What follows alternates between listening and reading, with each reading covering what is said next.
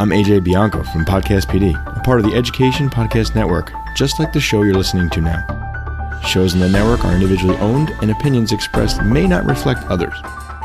Find other interesting education podcasts at edupodcastnetwork.com. Hey, welcome back. Steve here, and today this is an incredible episode. I'm talking with Jeff Ikler, who is the podcast host of Getting Unstuck, Cultivating Curiosity. And we've done some other shows together. This is one of our Two Men on a Park Bench talks, and today we're focused on October Sky, which is what the movie and the redone book by Homer Hickam is called. The original name is Rocket Boys, and so we're talking about that, and we're using the book, it's incredible. I had never read it before. I'd never seen the movie. I watched the movie, and then I read the book. Oh, what a cool story! What a cool book, and an awesome movie, and got us thinking about student agency, the need for it in schools, the need to believe in the ideas and dreams of our kids. This is a great talk today. Thanks for joining us.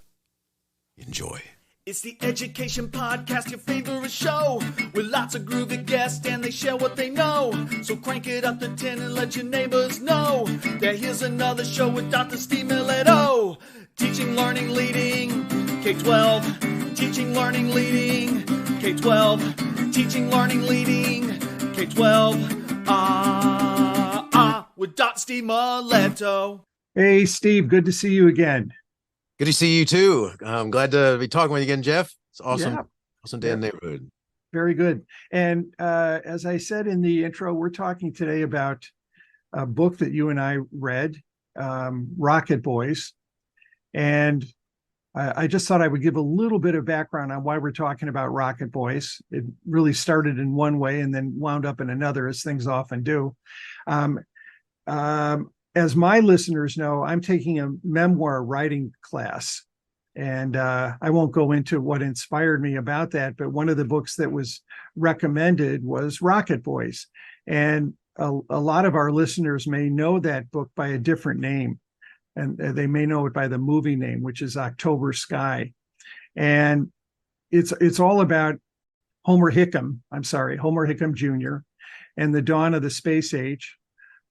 Homer is inspired by the Sputnik satellite. He wants to get into rocketry, and he's it's a very interesting setting because he's into rocketry, but his father's into coal mining, and his father wants him to follow his footsteps into the mine, and Homer doesn't want any part of it. And I just found the book fascinating, Steve, because we're going to talk about this. You know, what popped into my mind that I thought was relevant for both you and I, being educators, was that the theme that I saw was student agency, giving kids voice and choice in what they want to learn and what they want to pursue. And the rocket becomes a metaphor for that. The rocket becomes a metaphor of breaking out of the confines of Colwood, which is the town that Homer lives in. But it's also, I thought, a metaphor for breaking out of the traditional confines of education. Instead of the typical Carnegie units, Homer wants to study rocketry, and they're not offering a class in rocketry, in his high school there. So that's really what I saw, and it was this beautiful metaphor for student agency. What did you see, Steve? Well, I got to tell you, Jeff, first of all, you said, hey, have you ever thought about reading this book? And I think I said to you something like, well, I've heard of it, but I've never read it. And so you suggested maybe watch the movie first. So I did that, and so I watched October Sky. And it's funny, as a former high school principal, I was in schools where the book was assigned as reading for 10th graders. And I saw it being carried around my school by a lot of kids, but I never read it. And I think I told you once, I tend to either read books where, bad guys do something wrong and there's a good guy who comes in and makes sure that they pay for what they did wrong. And that's not what happens in this book. And it was so cool. And I can't thank you enough, because I watched the movie. The movie was awesome. And then I read the book, and what an amazing life. And and one of the things that I think is really cool about the book is that it, you know, if the reader has ever been a kid, which, you know, hopefully everybody knows I do know we were all kids, but but it really takes you back into those days when your imagination clicks, and you think about, you have dreams about what you want to do, and oh my gosh, and and so the story itself is so amazing, because I agree with you about the agency there, because the Rockets, I mean, here's a kid who his father's in charge of the mine. He's a Right, right, manager or something like that, and his world should be about that. He's not a football player like his brother, and he thinks about different things, but he's also, I would say, he's not considered like, one of the really smart kids in the campus either. right, right.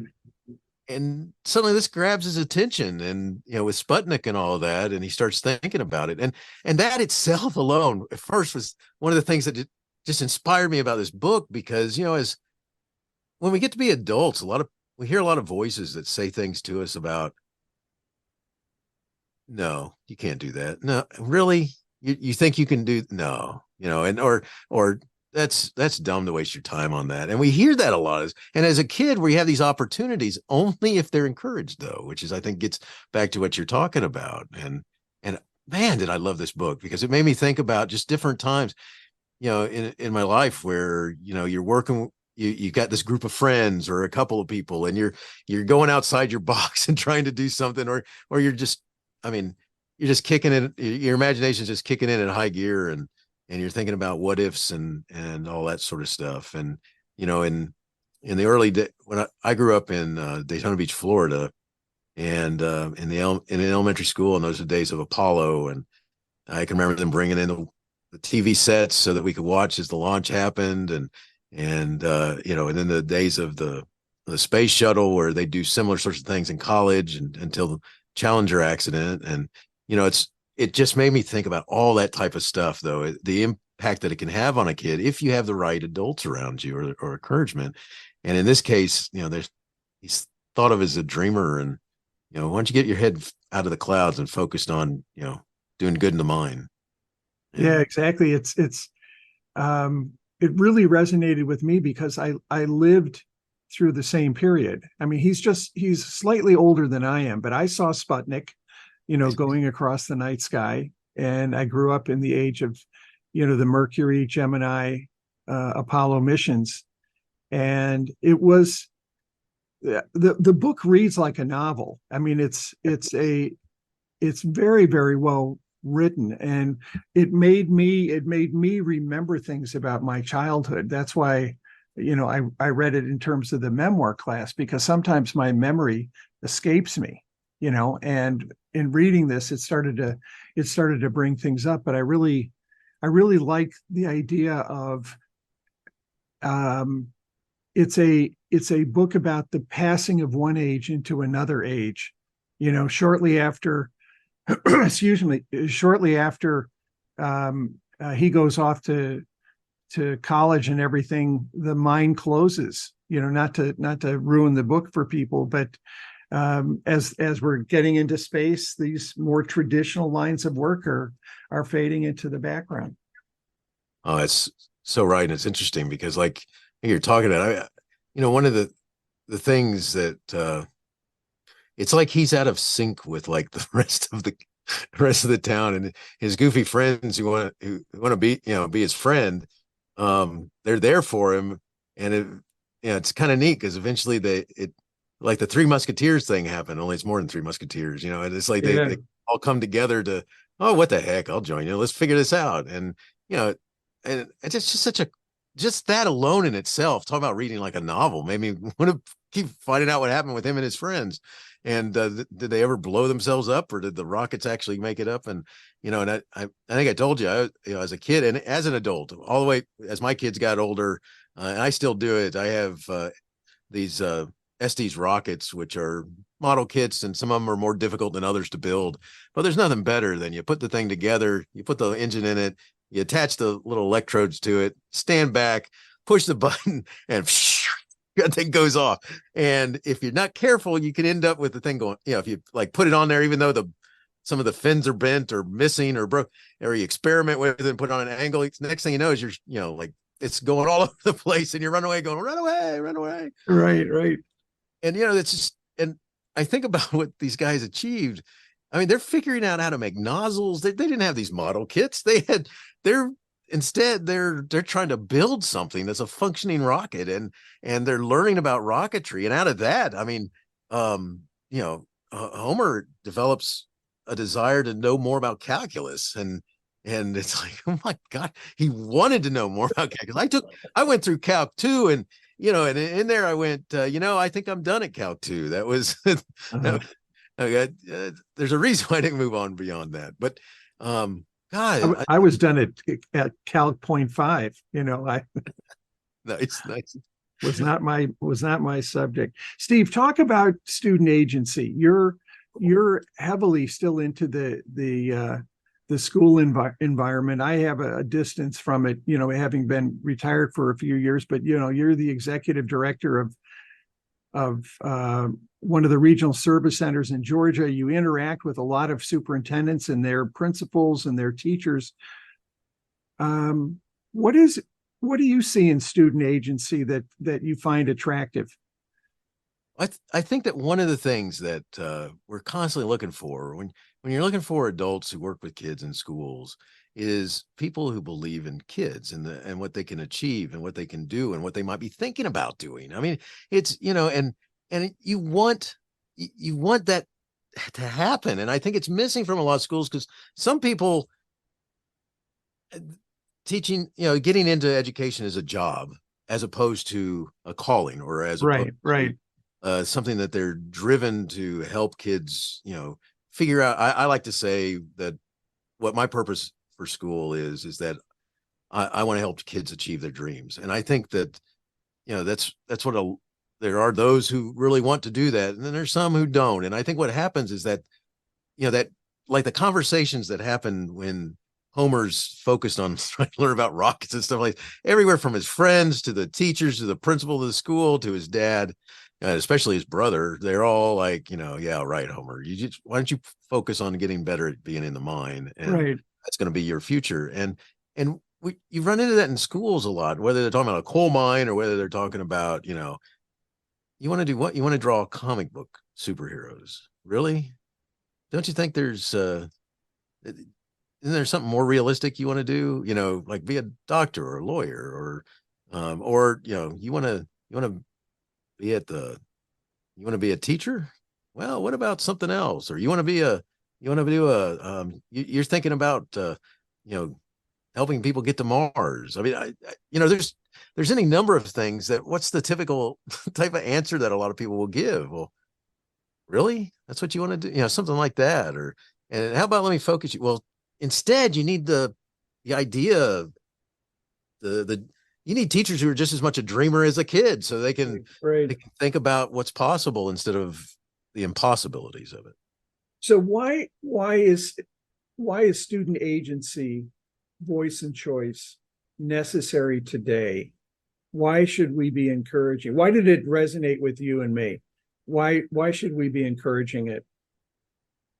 I think one of the reasons why is because, I'm a dreamer and a schemer. I'm somebody who, you need that encouragement. You need somebody saying, hey, that's, or you have to overcome it, and the problem is it's not that easy to overcome, especially when lots of the voices are against you. I mean, you think about today, there's like everybody trying to tell you what, that either college is bad and you should go into the work world, or you should get this vocation, or you should not get this vocation. You should go to college, or, I think it's interesting that whole battle over college, whether it's good or not. It's like, well, it's not meant for everybody. And it's also, it's just like all these other ones are not meant for everybody either. And so what is it the kids thinking about doing? Well, some kids haven't thought about it. Others have planned out their whole lives, but you just don't know it because you're not really listening to them. And I think that's why it resonates with me. I was one of those people who at one time I wanted to be a comic book artist. and someone who was really, really near and dear to me. I was learning how to draw and doing different things.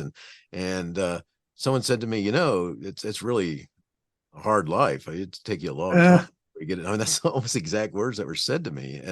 And I spent a lot of time, and then eventually I kind of switched gears because of that other advice. And, for a while I thought about, I wanted to be a veterinarian. And as a note, these are good things for kids to dream about what they want to do, I think. And then to experiment with whether it's going to be good or not. So my dad got me a non-paid job with a with a veterinarian that he knew. And I spent the whole summer with him. You know what I discovered? Animals die. Oh, And I'm like, that was the saddest job ever. I mean, there were happy moments. So I'll never forget. There's some happy moments, but there were a lot of sad moments. yeah. I'm like, this is not for me, man. And so I experiment with different things. I have, for one time, for a little while, I wanted to be a jet pilot. And I was talking about it and having fun. And one of my friends said to me, Steve, you do understand that's like the biggest roller coaster in the world, and you don't like roller coasters. I mean, you got a point there, Right. So instead, I became an officer in the Army, at ground, on the ground. We're good. There you go. There you go. But I just think that what it speaks to me is that you can see all the dreaming I was doing is my point. Right. Right. And a lot of kids do that, but they fear telling somebody. And I think they need to be able to say and talk about it. And then even if they don't do it, but that they get a chance to start vocalizing what might take to get to where they're thinking about. Right. So two things come to mind. One, the late Sir Ken Robinson, did a beautiful TED talk on creativity. Yes. And talked how all kids are born creative, but the current educational system basically squeezes that creativity out of them. And I am not in any way blaming teachers here, because I think a lot of teachers would like to have more freedom in terms of the curriculum, but the curriculum you and I both taught from it, is very, you have to accomplish X, Y, and Z by a certain time period. And so, that's one thing. But the other thing that came to mind, people sometimes criticize voice and choice. Well, we can't just let kids go off and do whatever they want to do. And you know what? They're right. We have confines, we have the curriculum confines, but can we give kids a little bit more voice and choice of what they want to do within those confines, within the curriculum, within what teachers have to teach, and hopefully spur some interest on their part, that they have some control over what they want to learn. So it's not just throwing the whole structure out and replacing it with student voice and choice, but it's trying to, for me, student agency is trying to build more student generated ideas or interests into what currently exists. Oh, I think that's so right. I mean, that's just, I think one of the biggest problems is there's this emphasis on people who are not in education, and don't get me wrong, it's not like all the education people are experts in all this stuff either. But just because you went to school doesn't make you an expert. And I think one of the problems that we have is that there's a whole lot of focus on trying to compare us to other people and creating some imaginary sort of gains and numbers and wanting to measure everything when, we're not like widgets, we're people. And you can't sharpen a little here, sharpen a little there, shine it here, shine it there, and suddenly, oh, it's perfect. Well, there's things that happen in there. And along the way, one of the things that happens is that we are dreaming and we're scheming and we're thinking about things. And if you start shoving it out of me, because that doesn't help me accomplish anything on the wonderful standardized test. And, because to me, I think one of the things that should happen, I think part of this is that we still don't understand exactly what our schools are for. Exactly. You and I have talked about that. That's beautifully said, Steve. Thanks. I just think it's a huge part of it, because some people think that it's all about the pathway to a job. Well, to me, it's more like a pathway to thoughts about what you like, what you're thinking about. And so, like, for example, if it's kind of like it would have been cool for me to be able to take some art classes without it costing me, a lot of time that would then interfere with me being able to reach the level that I needed to because of some requirement that the state had at that time. Right. Because then I would have found out, it's funny, as a principal, I was in supervising, I was walking through I was watching the art teacher do his thing, and he was fun to watch as he worked with kids. He's real good working with them. And I was walking through, and the kids looked up at me and he goes, Mr. Miletto, if I'd known art was work, I wouldn't have taken art.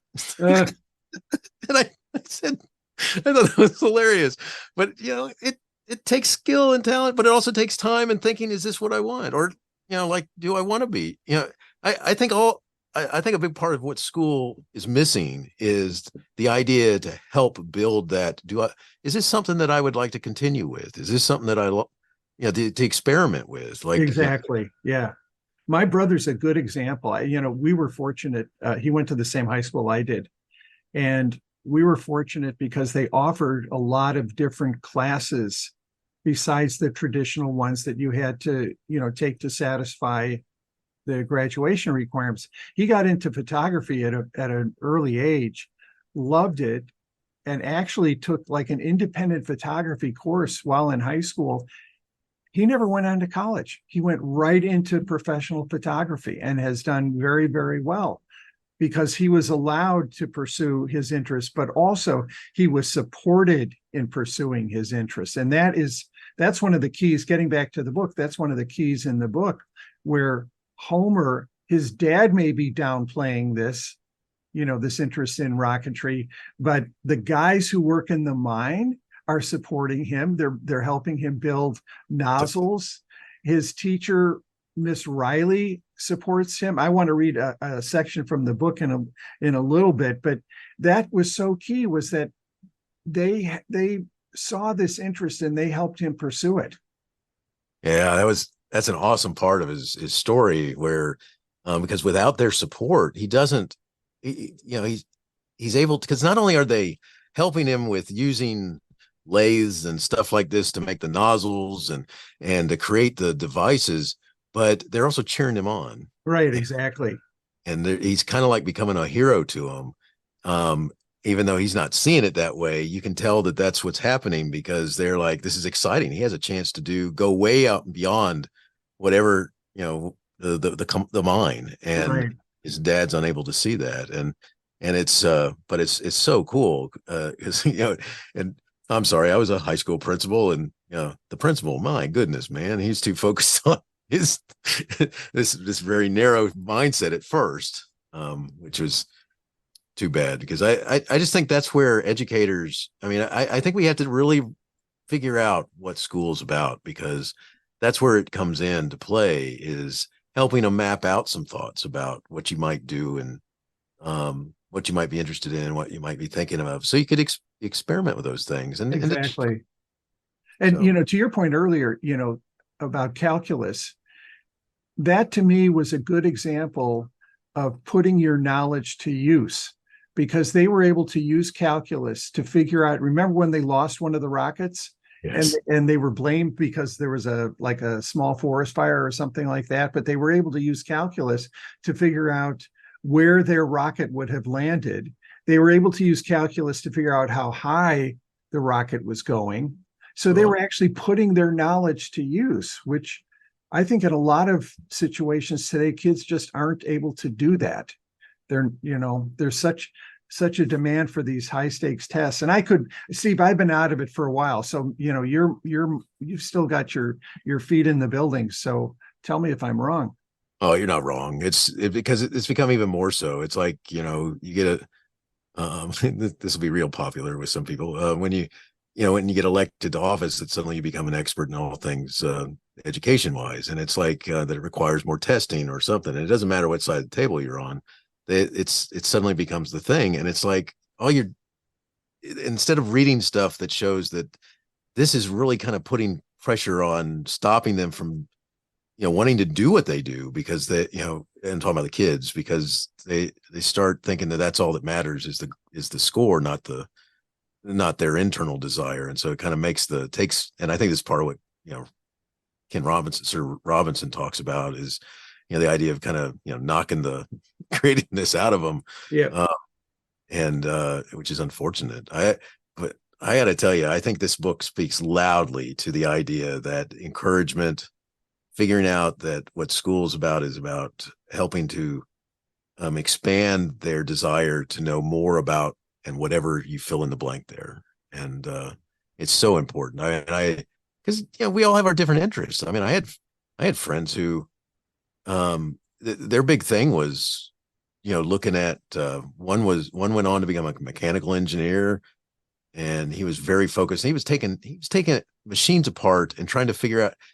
Check this out. All right, as a teenager, he ends up getting what was available in those days as an ATV.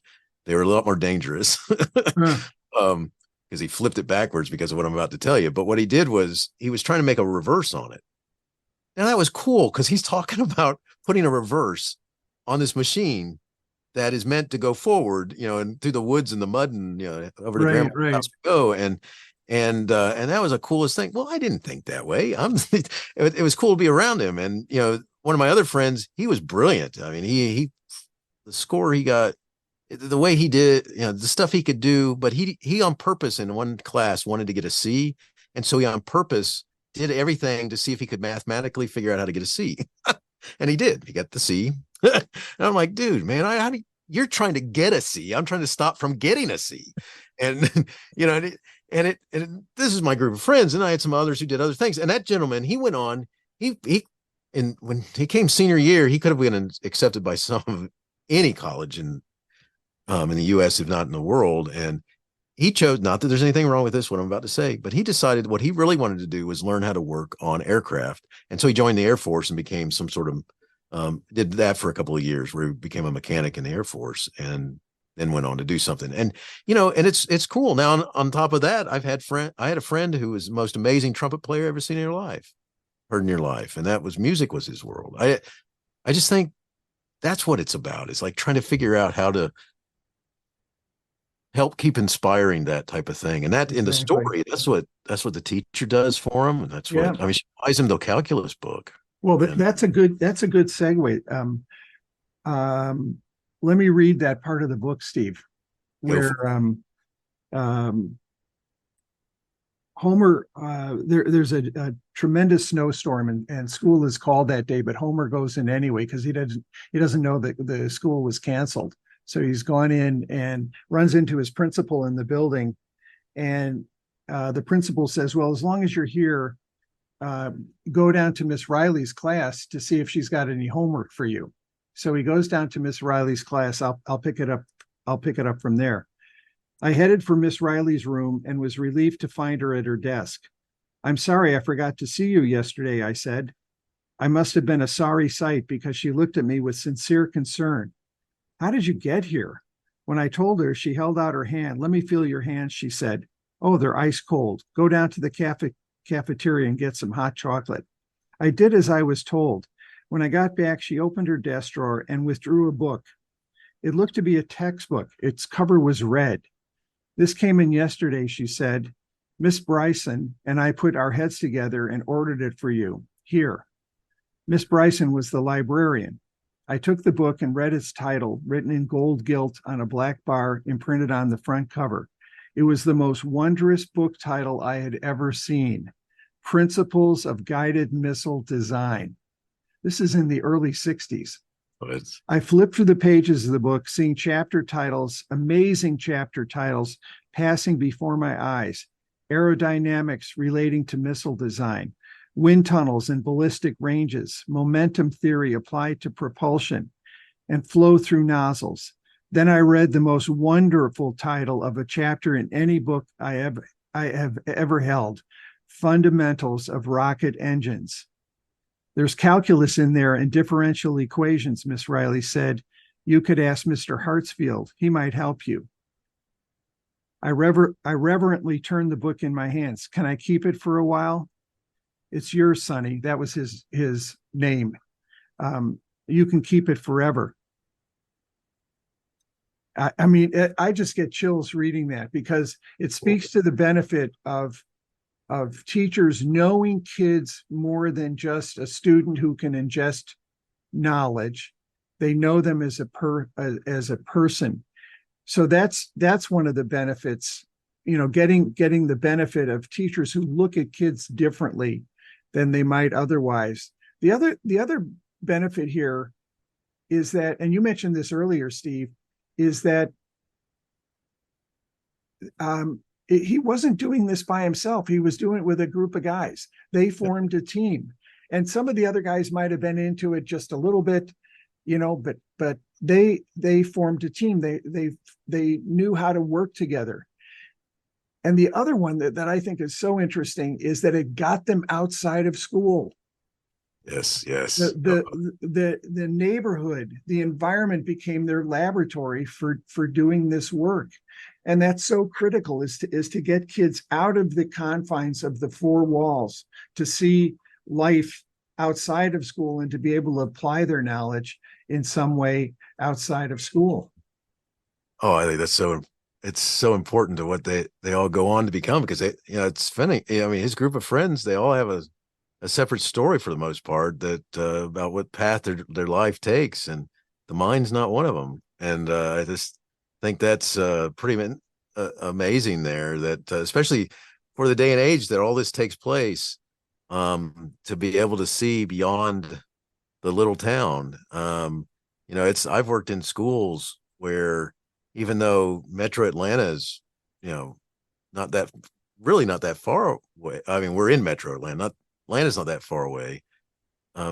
Kids never been there, nor on the other side of it, nor Wow. out of the state. And Wow. and you think about that when it's just an interesting thing. So that when the school can operate in the mode of taking kids on field trips and going places, some families do this normally. They do, they don't go on field trips, obviously. They family trips, they do things.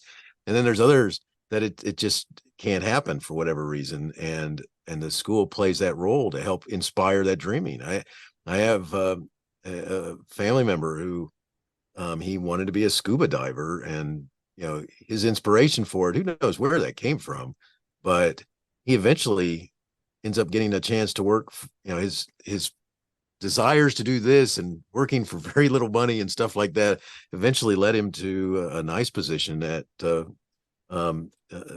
one of those big theme parks that's all focused on sea life. And Right. And what a cool thing, because when you grow up in Florida, you're surrounded by stuff like that. But you'd be surprised how many people would say, "Hey, you're never going to get a job like that. How are you going to do that?" And in school, the same thing happening. It's like, maybe we should have, especially if you're in Florida, maybe we should have. I went to high school. They had one of the engine classes where they worked on. They didn't just have automotives; they had marine engines, whatever they call that. Where they worked on big boat engines. You always knew when they were starting them up, because man, it sent this huge sound across the entire campus. But what a cool thing to possibly create something like that. I don't know. I really, this book inspired me about the whole thought of how important his friends, the teachers, the different his father's colleagues in the mine were into him being successful. I mean, he had this dream of always wanting to meet Von Braun, and what a cool thing. Even though it's kind of like he's talking to his people in the school about it. It's one of those things he learned to kind of keep himself quiet about, because they'd all look at him like, yeah, right, that's going to happen. Yeah, right. I just think when it gets to school, how powerful it can be. There's too many voices out there that just want to squelch those dreams and tell people what to do, because we need more of this or we need more of that, instead of the opposite, which is encouraging the pursuit of and they may learn that that's not the direction they want to go. But that's, to me, it's about what school is about, is helping to fuel their dreams about whatever that about is. Yeah, whatever they can be. Yeah. I interviewed a wonderful principal, Steve. She took over one of the lowest performing elementary schools in Kansas. This was over 900 kids in an elementary school, if you can imagine. And they traditionally had the worst scores. Kids were in bad shape. And she decided that the main focus of all of their work, and this gets to one of your points, was we have to instill in these kids that they can be something, that they can have a future, they can be more than they think they are. And she hired the major criteria for hiring new teachers was that they loved kids. Nice. She said, I can teach them to teach, but I can't teach them to love kids. Yeah. And the only way you're going to get into my building is if you love kids. And you can write the end to this story. You know what happened in that school building. But that's an example of teachers looking at kids differently. And this is why COVID was so damaging, looking at being able to look at kids more than just in an academic sense, but in a very personal sense. And I know I had 125, 130 kids, that's hard. And nothing in my training helped me look at kids that way. It was only when I was in the school for 2 or 3 years that I started to look at my kids differently. I wanted to teach history, but I wanted to find out more about my kids. So important. I mean, because that's what's cool. It's like, one of the things that I think this is where we lose that interest, because there's this force that we have to contend with, which is all about explaining what arbitrary score we need to score, or a kid needs to score on something. Whereas it seems to me that the score needs to be turned around to deal with, there's certain basic information that everybody needs to learn, but after beyond that, it needs to come from the idea of where's their heart and what's it directed towards. Because I'll give you an example. As an assistant principal, I was in a building one day, and I get called from the front office and said, "Hey, Steve, can you go to room so and so, because we're pretty sure the sub didn't come in, and we think the kids have been sitting in there for a couple hours."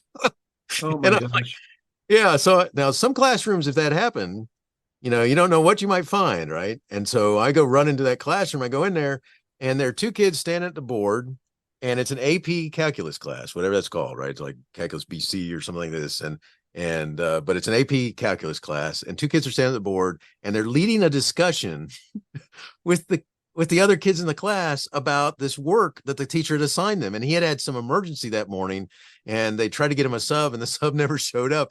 And it's literally right before lunch. And I walked in there and said, and you have to know, I was the assistant principal who was thought of as the mean guy. All right. Yeah.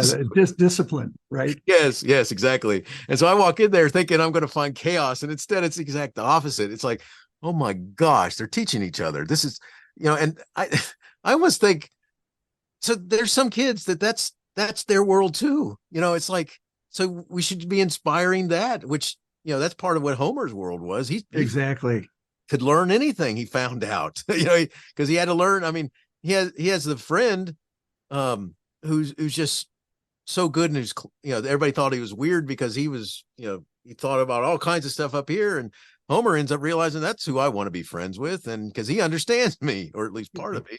Well, he can help me figure it out too. Yeah. Right? And it's and that's a big part of their world too. I mean, because you start connecting with that, it's like, one of the things that I was a theater sponsor in a school that had had theater in a long time. And I told the principal, I can do that. I said, if you haven't had theater in a long time, not a problem. I'll build you a startup theater program, and we'll go from there. And one of the cool things about that is that you always find in theater, I use theater as an example because you find kids who want to be the actors, but you find kids who would rather have a bit part, but also build things. Or some who would like to learn how to write their own scripts. Right. There's all kinds of worlds right there, just in that alone. Whereas some people think that, well, it's all about acting. And they might tell them, what money are you going to make in that? You're going to go to Hollywood? You're going to do, anyway, I could babble on about that for long, because everything that we do is something, I messed around. I enjoyed music. I played trumpet. Since I was in 4th grade, but I was never going to be, some massive trumpet player. And I'm trying to think of some modern ones, but I was never going to be Al Hurd. I was never going to be Herb Alpert. I was never going to be Wynton Marsalis. Right, there we go. I was never going to be Wynton Marsalis. And but I loved it, and I loved the performing and stuff like this. But I did have a friend who, if he didn't go on to become a professional musician, the world lost a talent there. But but at least I got to experiment with it and use it and have fun with it. And it wouldn't you know it, that tool served me well as a principal and an assistant principal. I used it I would play in the band to get to know the kids, so that they would see me not just as the mean guy. Exactly. Yeah. All right, Steve, I'm going to close out my side of the mic with a quote. And this quote is from the movie, but it's also in the book. And this is Homer speaking to his dad when they shoot up the last rocket. I forget which one it is, Auk 33 or Auk 31 or whatever. And his dad shows up. He's never seen them launch a rocket before, but he shows up this time. And Homer brings the firing board over to his dad. It's got a switch on it that will ignite the rocket. And he says, he looks at his dad and he says, "A rocket won't fly unless somebody lights the fuse." And it's just a beautiful metaphor for what we as educators can do with kids. We can help light that fuse, So that's it for me. It was a beautiful book. And I love the concept of giving kids student agency, helping them to take their knowledge, to do things with their knowledge, and to look at kids differently.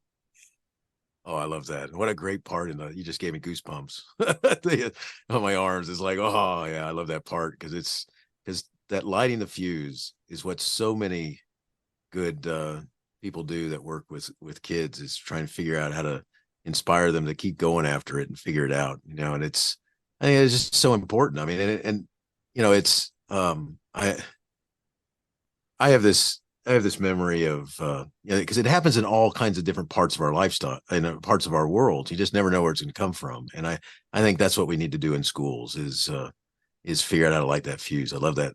Thanks for sharing that, because that's an awesome part of that book, because it's like, because you want him to be good with his dad. Yeah, exactly. And the life was happening where it wasn't going to happen unless he helps his dad figure it out. Right. Well, Steve, it's been great sitting on the bench with you, on the park bench with you for an hour. And I look forward to the next topic. Maybe we can talk about Marvel or DC comic books or something. All right. That sounds good. And we gotta work on getting the pigeons to cooperate with us here. Come in and join the conversation or something. Very good. All right, my friend. We'll talk. Talk to you soon. Take care, Jeff. All right. Hey, you have been listening to Teaching, Learning, Leading K-12, a podcast to help you help kids achieve their dreams. Teaching, Learning, Leading K-12 is a member of the Education Podcast Network. Podcasts for educators, podcasts by educators. Teaching, Learning, Leading K-12 is a member of the podcast network based in Canada called Voice Ed Radio. Voice Ed Radio, your voice is right here. The opinions expressed on Teaching, Learning, Leading K-12 are those of the guests and host. Teaching, Learning, Leading K-12 is intended to share ideas, advice, and suggestions. Teaching, Learning, Leading K-12 is produced for educational purposes. Hey, thanks for listening. It would be awesome if you visited my website at stephenmiletto.com and connected with me, left a review, and listened to more episodes. And by the way, you could also share it with your friends, with your family, and your colleagues. Thanks so much. You're awesome.